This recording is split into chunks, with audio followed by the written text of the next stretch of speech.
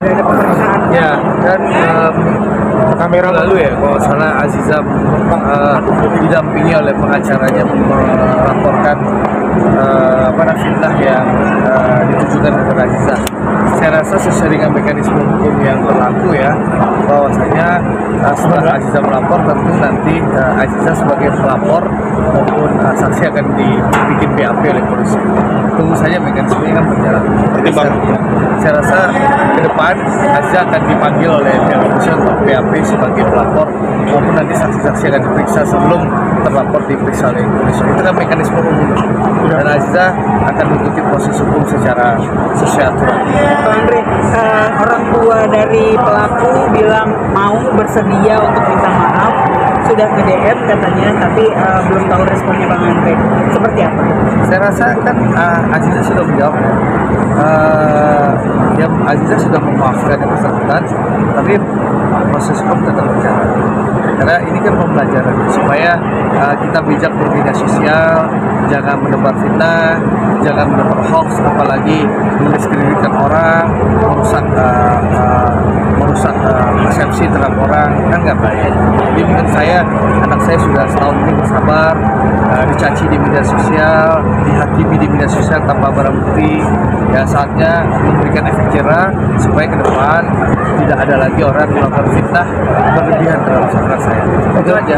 Dan saya rasa Aziza kan sudah menyampaikan secara terbuka, dia sudah memaafkan, tapi proses hukum tidak. Dan nggak ada urusan saya, itu urusan anak. Ya. Mengenai orang tua dari pelaku yang memohon-mohon itu gimana? Dan yang urusannya urusan Aziza sama anak. Saya juga nggak ikut campur kok. Saya datang ke kantor polisi nggak. Kebetulan kemarin saya datang ke Barreskrim itu dalam rangka mencabut laporan kasus saya. Saya melaporkan orang yang jadi orang yang menuduh saya mafia bola. Saya datang ke Barreskrim dalam rangka mediasi dan mencabut laporan yang saya berikan. Jadi saya nggak ada urusan. Ini urusan antar anak. Jadi kita biarkan anak-anak menyelesaikan sama sudah dewasa, gitu loh. Artinya ya, langkah hukum yang diambil Aziza, Abang mempercayakan kepada putri Abang? Jadi saya rasa dia sudah dewasa dan dia perlu memberikan efek jerah dan pelajaran bagi para pihak agar lebih bijak bermedia sosial dan tidak gampang memberikan fitnah dan mengabarkan kabar palsu. Saya rasa wajar-wajar saja. Ya coba Abang kalau punya anak, wajar nggak anak Abang melaporkan asal? Oh ya wajar. Nah, ya sudah, ya udah. Urusan orang tua nggak ada urusan di sini. Saya nggak ikut-ikutan, ya. Itu urusan anak saya sama pengacaranya. Ya. Bang, kalau kondisi rumah tangga sama Aziza Samaran, kondisi gimana? Kan? Baik-baik saja. Si Arhan lagi di Cina kemarin baru pulang. Oke. Ada lagi teman-teman? Apalagi? Tapi menanggapi kemarin ada foto yang beredar Aziza main padel bareng sama Kan udah dijelaskan nama pacar video. Menurut saya kalian terlalu berlebihan membangun persepsi. Kalau nggak bikin hoax nggak makan katanya. Ya? Oke, tolong belajar kita jangan gibah, jangan menebar fitnah. Kadang-kadang kalau nggak gibah nggak makan itu, ya. Oke. Jadi menurut saya jangan berlebihan bikin fitnah dan narasi itu.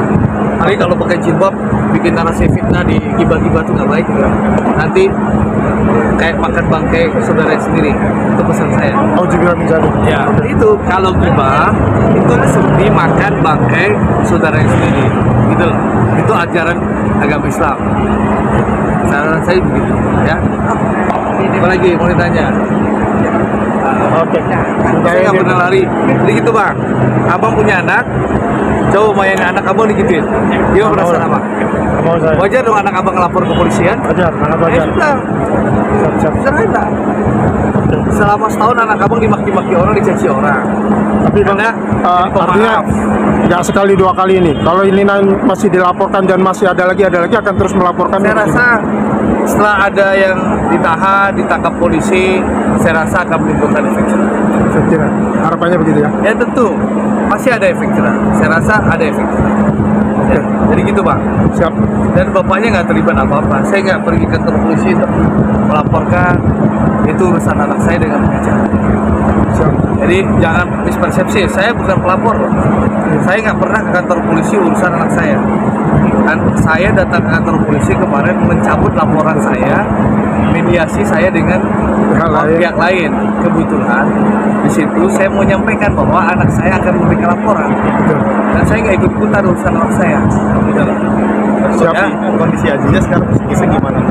lagi main pedal baik-baik aja. Ya, cukup kan? Anak ya, jadi kan anak saya main pedal, saya datang mensupport sama istri saya, itu hal yang lumrah. Gitu.